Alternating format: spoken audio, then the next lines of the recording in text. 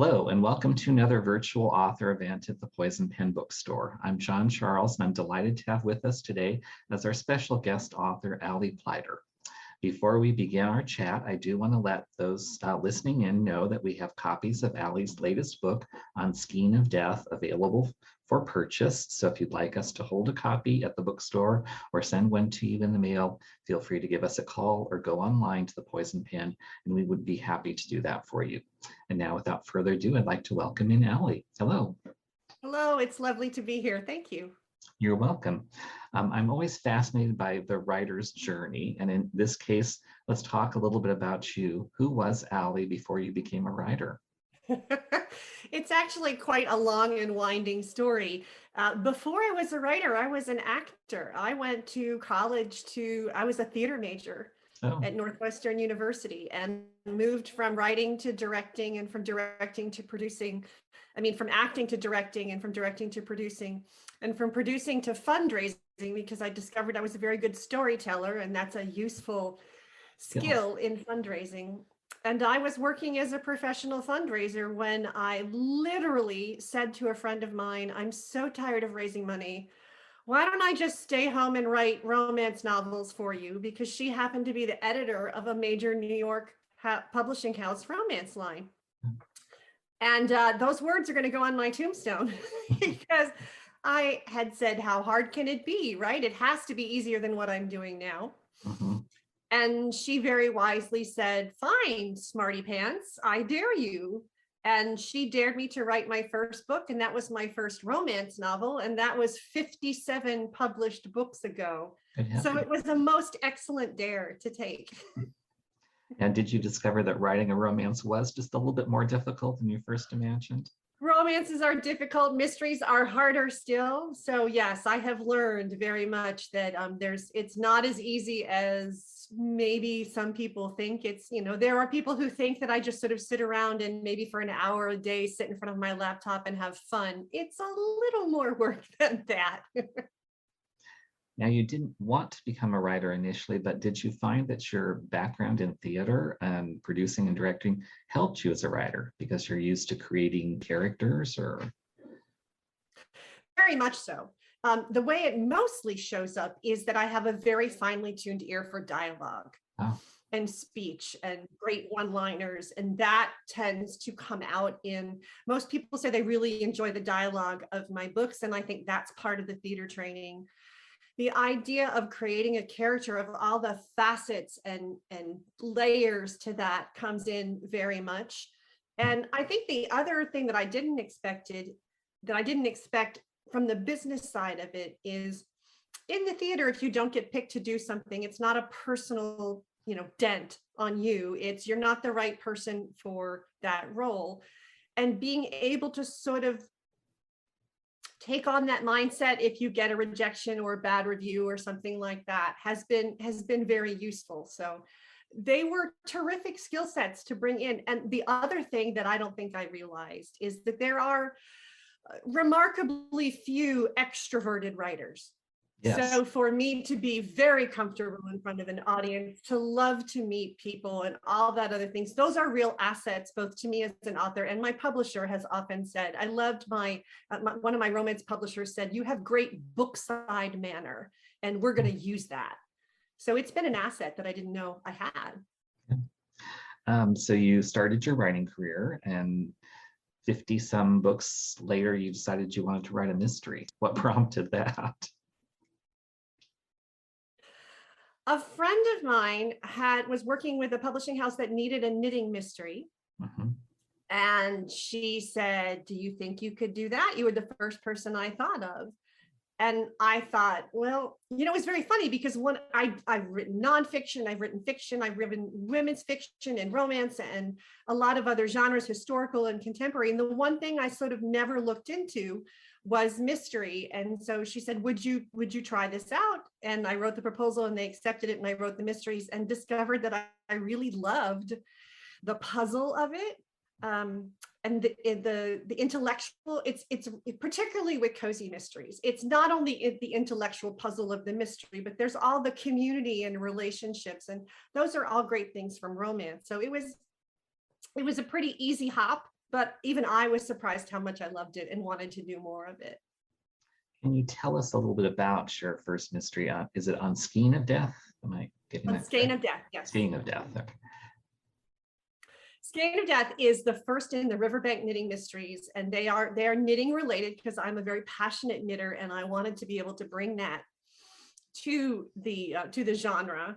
And because we thought that there are a lot of knitting characters in my romances, so we were hoping that some of the knitting lovers from my romance career would come over to Cozy Mysteries.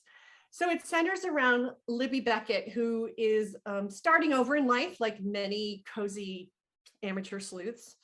And she's long put off the dream of opening her own yarn shop. And so she does. And it doesn't quite go smoothly. The first celebrity guest that she brings in for her first big event meets with an untimely end, as many people do in Cozy Mysteries. So the shop really becomes the center focus, the shop, and where, you know, the fictional town of Collinsville, Maryland, and all of her friends and the police chief, and, you know, the same sort of cast of wonderful community that you expect from a Cozy Mystery. So they'll all be set in this town with this cast, and characters moving in and out as each of the books needs. One of the things I love as a reader is when you're reading mysteries, you not only get entertaining stories, but you often learn about a subject you never knew anything about. And in this case, it's knitting. I was fascinated by a lot of different things that you put into the story. Can you talk a little bit about your passion for knitting? And one of the things that I found intriguing was that I never knew algebra played a role in knitting.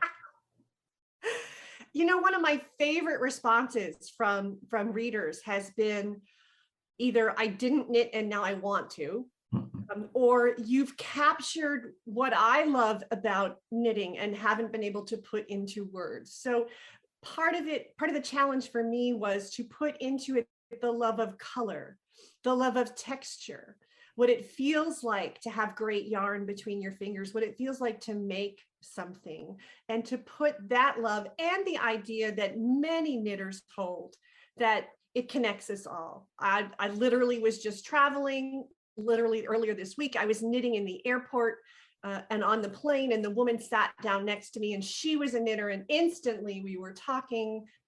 So that connectivity that brings people together. And I think that the readers, if they are knitters, they see that reflected and they feel like, yes, I'm Libby. I know that feeling of wanting to have other people knit. And if they're not knitters, I think they get it. They understand the passion. But I also, some of the letters that I've gotten that I really like are, you know, I learned a lot about knitting, but it still didn't sort of take over the book. You know, it wasn't an epistle on why everyone should knit. It was a good murder mystery grounded in the craft of knitting. And that balance was really important for me to hit. So I'm glad that it's struck that for most of the readers. And that algebra thing? The algebra thing, yes, the quadratic equation. I am a words person, like many writers. I'm married to an engineer who is a numbers person. So it's always funny to me when the numbers rear their heads, and the idea that you calculate, particularly if you want to do your own pattern or if you want to alter a pattern, you need to know how many stitches per inch and things like that. So there's an actual quadratic equation that any knitter will use. And I remember saying when I learned algebra in the, you know, that whenever year we learn algebra, I'll never use this. And sure enough, there it was. So there are a lot of mathematical pieces to it, particularly if you're altering or designing a pattern. And I love that because in the same way that I teach project management for writers, I think people don't understand that there's a science behind the knitting. There's a reason why things work or don't work. And it's fun to show that side of it. Now, in your book, I guess you kind of call her a celebrity knitwear designer or knitter, is murdered. Is this a real thing in the world of knitting? Are there like big names that people follow and stars in the knitting realm? Yeah, there really are knitting rock stars. Okay. The joke, usually the joke term is knitterati, like literati, or I didn't, yeah. there are designers who have huge followings and big events. And I think a lot of people were surprised that there was a Chicago Sun-Times interviewer who said, I didn't really believe this was a rock star. He called the local yarn shop, and the local yarn shop said, yeah, there are people with that much reach and that much celebrity. So it is kind of fun to think of that. But I will grant you, it's probably a small section of the community, but those people are really beloved by knitters. And is there that much, I guess there is, difference between different regional or cultural kinds of patterns and things? Because you talk a lot about Danish and Norwegian, Scandinavian, where you can really tell where a pattern comes from, the country? In some cases, yes. The Selbu mittens are really probably strong example. I wanted to touch a little bit on the idea of the culture and how it is for some communities, like, Irish Aran cable knits and things like that. There are types of knitting that are deeply ingrained in cultures.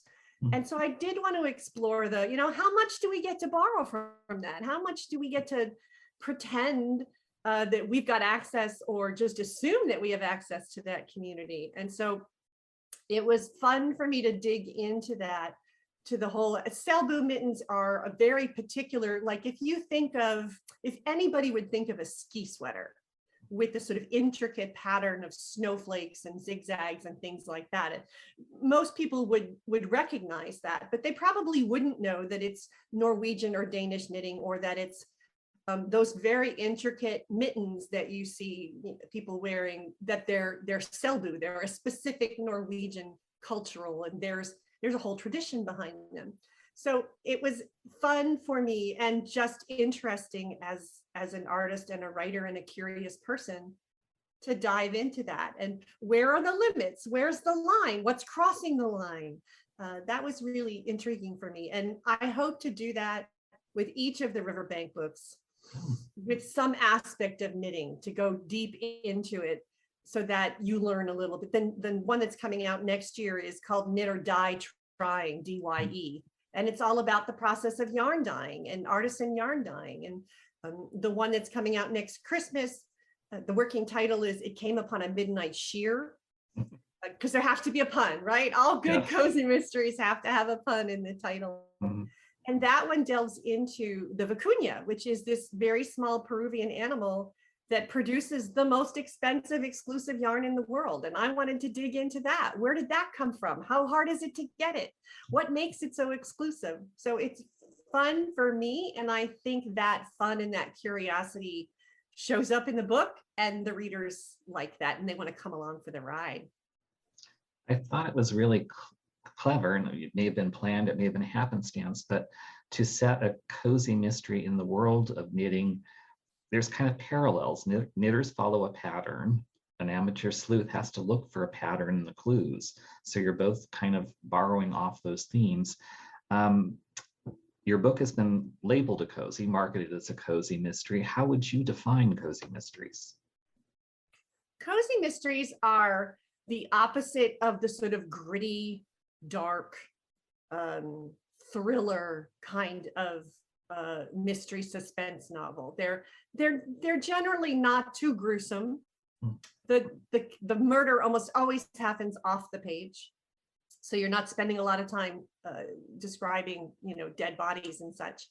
And it's really about the amateur sleuth. It's almost always an amateur sleuth, someone who either stumbles into their talent for solving mysteries. But it's a lot about that person, male or female, and all of the people around them in their community that support them and help them find the clues. I did a blog post last year about why knitters make great mystery solvers, that we're used to going back to a pattern and you see patterns and you see clues. And if you drop a stitch, you see where and you have to sort of follow it down. So it's a lot of the same skills. And it was funny how much response we got to that blog post about why knitters make great mystery solvers. but they do. We're used to looking at patterns, and we're used to finding mistakes and going back methodically and undoing them to set things right. So it was a pretty easy connection to make for me and for lots of other people, I think. Let's talk a little bit about your writing process. As you wrote your new mystery, did you find you had to change things a little bit? Because there are some differences between genres. In a mystery, you do have to think about, how do I place clues? How do I think of suspects and motives? But there's also universal things that you can cross from different fictional genres. So can you talk a little bit about your process, and did you find that you had to modify things for Skein of Death? I really did, because romance follows a pretty, there's a lot of diversity within the romance community. There's a pretty set, I'll say, rhythm to a romance. Boy meets girl, boy falls for girl, boy loses girl, boy gets girl back. It's not quite as clear in each book, and I don't do a lot of advanced plotting. And of course, you must in a mystery, or you have to go back and redo things. So it was a retooling for me, partly because of that, and partly because of after 40 some odd romances, it's really almost intrinsic. I've got a real sort of innate organic sense of how a romance goes, and to have to set that aside and go back into the mystery where you need to build upon build upon build upon build. And when is it okay to have the sleuth discover who did it? And what will readers take in terms of how soon do they see that? Do you have to hold it off until the last minute? Libby discovers who she thinks is the killer, and then has to figure out how to prove it. And that's slightly different than the sort of grand last minute reveal. So I'm relearning that, and that's a great, as a writer, it's terrific to stretch new muscles like that after all those romances, and then to be able to bring in the relationship pieces. So there are some things that cross over. You have to know, there has to be a question that, it's a little more obvious in a mystery, the question that pulls the reader along through the story.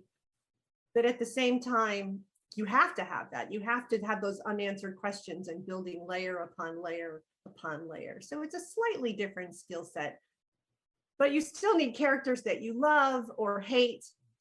You still need people who feel real, and dialogue that doesn't sound stilted, and particularly in a mystery where you have to carefully drop really important pieces of information without having a character say something like, well, as you know, he was widely hated by all of his employees, or something like that. So there's still dialogue tricks to revealing information that are useful in both. It's a real fine line to navigate. And I think probably the best example I can think of who someone excelled at it was Agatha Christie. She was often accused of writing very plainly, but that's because she was throwing things at the reader without them really picking up on them in her dialogue and her writing. It's a tough balance to drop a clue that is going to be very important. So you need to make sure that the reader catches it, or when they see the outcome of that clue, they go, oh, that's right, whatever. So you have to kind of, I think the balance is between the reader going to being totally surprised by who did it, or having that wonderfully satisfaction, I knew it was him all along. And you want them to have either, or if you're lucky, both, where you've surprised them, but still at the same time, it's not out of the blue. They realize what it was, and then they feel really good about having followed that track of clues. Mm-hmm. In addition to writing, you also coach and teach writing. Can you tell us a little bit about the method that you've developed and what you've learned working with writers? Yes, I think I'm probably just as known, at least in the writer community, for the chunky method, which is the process of writing that I teach. As for my fiction writing and my nonfiction, the chunky method really came from my meeting in the fundraising community and in category romance, which is a very sort of high volume business. Category romance authors are expected to produce 4 or 5 books a year. you have to really know what you're doing in terms of productivity to make that happen. And so I used the skills that I had learned in grant writing and what I sort of knew from basic project management. It's very interesting. People who have talked about the chunky method say it's project management for writers. And being married to an engineer, he's like, exactly, that's it. And the surprise is that most people think that if you apply that sort of process of, I need to do this thing over and over and over again to get to my goal, and I need to schedule it, and I need to set expectations and benchmarks and things like that. A lot of people feel that if you apply that to art, it's just going to squash all the magic out of it. And I think exactly the opposite is true, that if you create what I call your chunk, which is almost every writer I know has this creative battery. You can get so many words out before you sort of run out of juice. You either lose your attention or your energy goes or whatever. And so once you discover what that chunk is, and it's wildly different for every author, but it's pretty consistent between authors. I work with authors whose chunk is 200 words. I work with authors whose chunk is 3,500 words. Once you know that, then you can build a schedule, and you can know certain things about yourself. For example, big chunk writers have to sit down for long periods of time. So there's certain ways that you schedule that, as opposed to someone who just needs to write 300 or 400 words every day. Once you learn that, and you learn a couple of things about your style, you can create a really well-informed schedule that isn't built on somebody else's idea of how you ought to write. And you're working off your own abilities. So it's very confidence building. It gains momentum because you're meeting all your benchmarks because they're built on how you already write. And so it's very empowering for writers. And I love to teach it because you see light bulbs go off over their head, like, oh, that's why I do what I do, or that's why that's so hard. And once you get that, so that's a real energizer for me. I love to do it. Speaking and teaching feeds the extrovert in me. It's a dangerous thing to have a wildly introverted writer. You lock me alone in my office with my imaginary friends all day, and I get a little squirrely. So it's very satisfying for me to not only be the person to sort of unlock that for them, but to get to go around and do that. I do a lot of speaking at conferences, keynoting at conferences, and to be able to just tell people you can be systematic about this, and it's not going to squash all the art out of it. In fact, I genuinely believe it makes the art more possible. So you get me on the soapbox about the chunky method, and I can go on for hours, but I love that part of my career as well. What advice would you give to someone who's just starting out as a writer? I would give them the advice that I got, which is maybe a little bit counterintuitive, which was quite simply, hush up and write. In that there's no substitute for writing. You don't learn any better than you learn by actually writing. You can read all the craft books you want. You can make all the plans you want. You can do all the studying you want. And nothing's going to forward your career like sitting down and doing what a friend calls the BICHOK School of Writing, BICHOK, which stands for butt in chair and hands on keyboard. There's no other. So just do it. You learn. You can't fix what's already not written. You can't fix a blank page. Start the writing.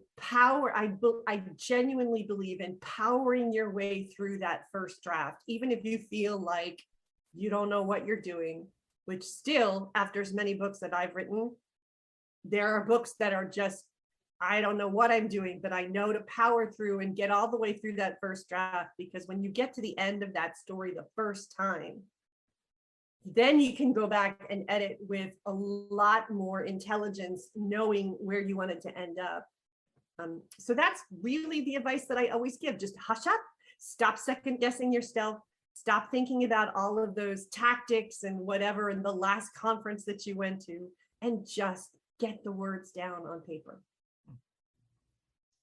Now, based on the number of years you have in the business writing, as you think back, what do you know now as a writer that you wish you had known when you were first starting out about publishing? Oh, Wow, that's a great question.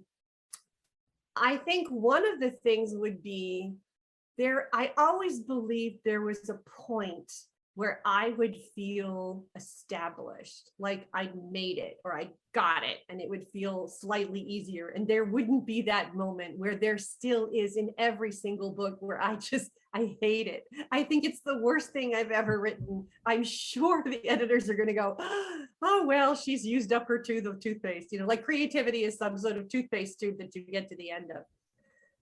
That there is no point. I mean, I've talked to really successful authors who still don't feel like they're established. So the big surprise for me that I wish I'd known was I kept waiting for that moment to happen. And that moment isn't coming. We're always just taking the next logical step and moving things up to the next level. But there's no moment where I felt established or as though it was all working perfectly. And that you can have just as fine a career, what I call a slow climb in the same direction, as opposed to this lightning round, this lightning leap to the top that you see some writers taking. I don't think that I wish that I had known that that's not necessarily the only way. I've really had a long, slow, steady career as opposed to any great massive success with any one book. And I wish that I'd known that that was going to be just fine. I think there's a lot of wisdom to what you're saying as kind of the tortoise and the hare approach to writing, because writers who have that kind of instantaneous burst of selling and sales and success, there's a lot of pressure that they have to match that now with their next book. And if they don't, a lot of their careers are ended. Yeah. I did sell the first book I ever wrote. Mm-hmm. And a lot of people ask, how did you, wasn't that wonderful? And sometimes I think, not so much. I think I wished I'd had maybe one or two full manuscripts underneath me before I was thrust into, a major, I sold my first book to a major New York publishing house. And while that was great, and it was kind of fun to tell that sort of Cinderella story, there were things that I wished I'd sort of had under my belt before being thrown into that very high pressure situation. Let's talk a little bit about the business side of writing. What kind of impact has social media had on you as a writer? Do you have particular platforms that you prefer to use? How do you connect with readers socially? Social media has more impact than I'd like. It requires a lot of time and energy that I think most writers wish we could spend writing. That's the sort of downside of it. And it is sort of a constant feeding beast. I do have an assistant who helps me with some of it because it's just so time consuming.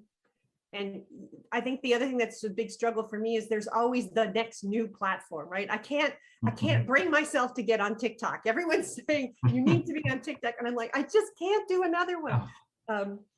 So that piece of it is difficult. At the same time, I love being able to share moments with readers, share inspiration with readers. One of the things that I love to do that I'm literally doing right now, I'm traveling at the moment, is I'll drop into bookstores and sign the book and take a photograph and put that out on social media and say, hey, there's a signed copy here for you at this, whatever store. That's fun. And that's something that we never could have done before. And it's fun to get firsthand feedback from people, for someone, just sending you a Facebook message saying, wow, I really love this one, and this and this and this. So it's pleasant, and it's a great way to meet readers, but it seems to be this sort of insatiable beast that you have to keep feeding. And that's tough. It's tough to find the energy and the attention and still feel like you're making your books your primary place where everything needs to be, your energy and your focus. It's hard to balance that. So it's plus or minus. It's one of those, it has its great points and it has its not so great points. I have not had the experience of anybody saying horrible things about me on Facebook or Twitter, knock, knock. So we'll see. Do you read your reviews It's a on blessing. social media? Pardon me? Do you read your reviews on social media? I know some authors don't like to look at what readers are saying. You know, there's like another place where the theater background has been very useful in that I can read reviews and let the bad ones sort of wash off me from, you know, I'm 6 feet tall. And so when I would go to auditions, many times I would give a great performance and I would lose the role because I was too tall. Cannot change that, right? I can't suddenly become shorter. So to be able to look at that in the same lens, that I'm just not the book that they liked. I mean, occasionally people will get sort of personal. It's only happened once or twice, and then you just sort of try to let it go. But no, I do read the reviews. I follow my father's advice, which was when the third person tells you you're drunk, lie down. So if someone knocks a book, if one person knocks a book for a particular reason, I tend to sort of slough it off. If 5 people knock a book for a particular reason, I pay attention to that, saying, what fed that? How can I change it for the next book? So I do try to learn from it. And I do keep the ones that are really lovely because I need that fuel. I need to be able to go back and read those lovely things when I'm having a bad day, and I save them. I save the praise and I save the wonderful fun ones, because I think you need to celebrate the happy stuff. This is an uphill climb for the best of us. And so we need to celebrate every moment that we can. Let's switch gears and talk a little bit about you as a reader. You've written romance and now mystery and historical romance. What kind of a reader are you? And is there anything you've read this year that you'd like to share with other readers? I read very widely. I don't read just romance or mystery. And as a matter of fact, because of my theater background, I have a really strong ear for mimicry, part of an acting training. So I have to actually be careful what I'm reading. It should never be in the same genre that I'm writing. So I read very widely. Some of the favorite things that I've read right now, I'm reading The Guest List, which is a mystery, but it's a different kind of mystery than I write. Definitely not cozy. No, not cozy, and a sort of a long, slow suspense burn with a lot of different, points of view. I'm really enjoying that.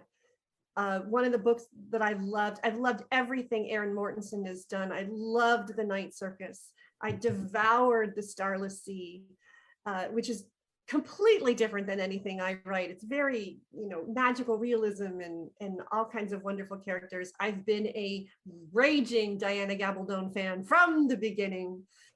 I'm eagerly awaiting her next Tuesday. one. Yeah. Yes. And because she, again, it's nice to be able to pick out, her characters are so real. They have so much depth. They interact in ways that ring so true. And she, her research is wonderful, but not overwhelming. So all of those kinds of things. And I read, I just finished Atomic Habits, which is a nonfiction book, which I love. Any of those productivity things, I just devour. So I read a lot of widely. I'm also a big audiobook fan for a couple of different reasons. And then the one way I can get away with reading in the same genre that I'm writing, because I'm always writing in some genre, is to do an audiobook, because then it seems to, I could just absorb it without wanting to mimic it. But if I need to pick up a dialect or a historical manner of speaking, an audiobook is a great place to do that. If I was writing, I wrote a character with who was an Australian, he was an Aussie. So I picked up a couple of books that were set in Australia so I could get that rhythm in my ear, and his dialogue would sound true to that. If I'm writing in a Southern location, I'll pick up a Southern book. I picked up The Mermaid Chair for just that reason. I was writing in that region. I wanted that rhythm, that musicality in my ear. So wide variety. Now you mentioned there's going to be some more books in the Riverside Knitting series. Can you tell us a little bit about what's coming next from you as an author, both mystery and not? I have a lot of books coming out next year. It just so happens that they all fell there. I think it's 6 total, so it's a lot. The next thing that will be out for me is a Love Inspired. So the other half of my career is with Love Inspired, which is the faith-based arm of Harlequin romance. So I'll be finishing up a series that was called the Wander Canyon series. The last book in the Wander Canyon series will be out in March from Love Inspired, and then in April will be the next Riverbank, and that is Knit or Die Trying. So that's the second book in the series. And then in July, I have another that starts a brand new series that's set in the Phoenix area, which is how we met. That's set in a town that's loosely based on Prescott, Arizona, and that'll be starting in June. And then there'll be the third of the Riverbank knitting series in sometime. It's a holiday book, so I'm assuming it's going to be November, December. You know, supply chain issues being what they are, things are very fluid in that department. So It Came Upon a Midnight Shear will be sometime for the holidays. I'm assuming October or November, and there'll be somewhere in there will be the second. The Arizona series is called True North Springs. Yeah. And then I'm also working with a small press to do a little novella with a bunch of debut authors, which is kind of fun. So that's a lot of books to have come out in 1 year. There's a great big schedule on my office wall, and that's why I need to keep track of all of that. You do. Was that because of the way pandemic affected publishing and schedules got disrupted and books got pushed forward and back? And yes, things got pushed back a little bit. Some books that were supposed to come out late this year weren't able to because they couldn't even get the paper to the printer, kinds of things. Yeah. So it is a little bit of a kind of a squash together from COVID. But I'm also really, really looking forward to 2022 being the year that I can get back out with readers, back out into events. I love that, and I miss it so much. And so if readers want to know more about you, learn more about you or your books, they can go to your website. Is that correct? Yes, the best place to start, because I do so many different things, is to start at alliepleiter.com. And that will take you to either the coaching or the nonfiction writing books or the fiction books, the romances, the mysteries. There's a lot. So it's the best place to start. If we do it right, it lets you find where you want to be pretty quickly. I can't believe how fast our time has flown by. It's just been delightful chatting with you, Allie. Is there anything else you'd like to share with readers before we have to sign off? I'd love for them to get to meet Libby. I'd love to let the Riverbank Knitting Mysteries find a whole bunch of new readers before we have the second one come out. It's great fun. There's a knitting pattern in the back of the book. There's a lot to enjoy if you're a knitter or a non-knitter. And I love that people have been buying it and reading it and then passing it along to a friend and buying another copy for a friend. As an author, boy, that's the best thing ever. And I can definitely attest I have no interest in knitting, and I found it a fascinating book. Well, that's great. That's high praise in my book. As far as I'm concerned, that means I've done it right as far as I'm concerned. I'd like to thank Allie Pleiter for joining us today, and for all of you tuning in to another virtual author chat at the Poison Pen Bookstore. Stop by again, either in person at the store or virtually, and we'll look forward to seeing you next time. It's been lovely and wonderful visit. Thank you so much. Thank you, Allie. Okay, that was great. Thank you, Allie. You were just terrific. Oh, it's great fun. Really, I miss all of the in-person stuff so much. I can't wait until we can get back to doing this, because this is fun for me. I'll definitely let you know. Barbara is in control of the event schedule. So once we hear about next year, what's shaping up, and you're more than welcome to come back virtually anytime that you like. You're just a fascinating subject for an interview. You're really lively and entertaining. You hit all the right notes for listeners and readers. It's one of those places where that theater training comes in pretty handy. It's good to be an extrovert. You're kind of a circus freak in the writer world, I say, to be a raging extrovert. But it's a good kind of circus freak to be. That's true. Now, in case I lose you, because I'm terrible with technology when I click buttons, but thanks again for taking time to do this. And I hope you have just a wonderful Thanksgiving. And I look forward to possibly doing something next year. Same to you. It was great fun to meet you on our trip, and there's quite a few more books in the True North series, so I suspect I'll be out to Phoenix a couple of times, and it was lovely to get to know the legendary you, because everybody said, oh, you're getting to see him and getting to meet him, and a lot of author friends were just tickled pink and really jealous. Well, that's nice of you to say. Thank you again, and I hope you have a wonderful holiday season. Same to you and yours. Hello. We hope you're enjoying our programs and podcasts with authors. We'd like to expand them, and your help would be appreciated. Please make a donation at poisonedpenfoundation.org. 100% of the proceeds will go to help connect authors with readers in this difficult time. Thank you.